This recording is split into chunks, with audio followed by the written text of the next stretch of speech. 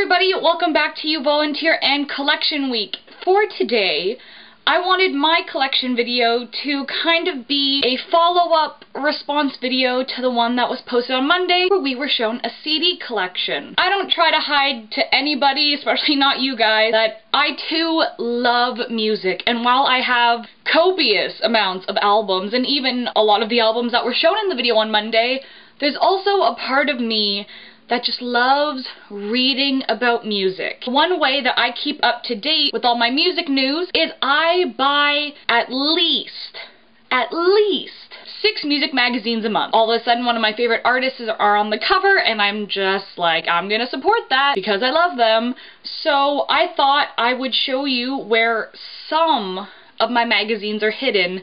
I apologize, it's probably going to be a little hard to see. I have so many. A lot of them are actually in storage in my basement, and I can only keep a little chunk of them in the bottom of my bookshelf in my room. It's the only spot in my whole room that I can at least have a stack of my magazines out so that if I want to read them, they're readily available. So that might not look like a lot, and you're thinking, Maddie, I thought you said you buy like 6 magazines a month. And I do. I promise I do. As of right now, I currently have 72 copies of alternative press ranging from 2012 to now. I didn't used to buy AP as regularly as I do now because at the time I didn't really have a job, so I didn't have money. I also currently have 23 copies of Rolling Stone magazine. Some of them are recent editions and some of them are ones that I found in used bookstores.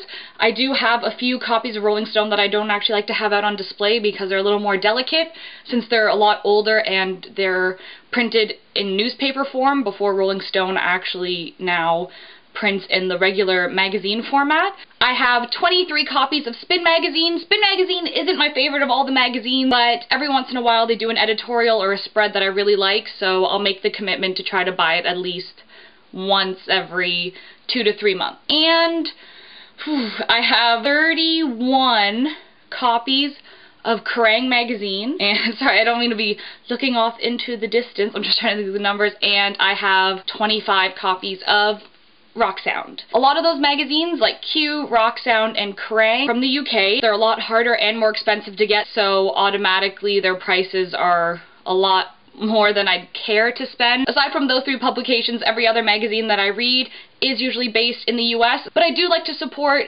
Canadian publications, so one thing I do definitely try to pick up whenever I get the new edition is Exclaim.